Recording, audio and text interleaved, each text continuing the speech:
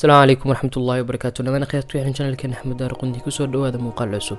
maanta waxaynu ka hadli doonaa shanta dal ee muslimiinta ugu badan ay ku nool yihiin. diinta islaamka waa diin uu Allah soo dejiyay, waa diinta ay la yimaadeen nabiyada iyo rasuushii Allah soo diray. muslimiinta adduunka ku nool xilligan waxa lagu qiyaasaa in ka badan 1 bilyan iyo 500 milyan oo qof.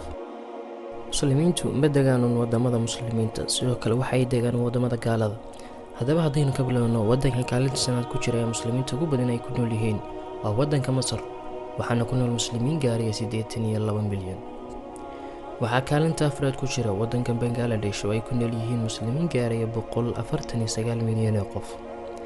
kaalinta saddexaad waxaa ku jira wadanka India oo sidoo kale kaalinta labaad ku jira wadanka ugu dadka badan, waxaana ku nool muslimiin gaaraya 183 milyan.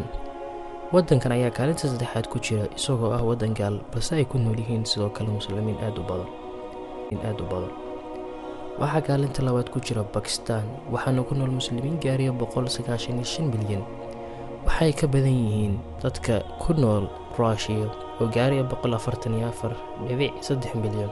kaalinta koowaad waxaa ku jira wadanka Indonesia, waxaana ku nool muslimiin gaaraya 222 milyan oo qof.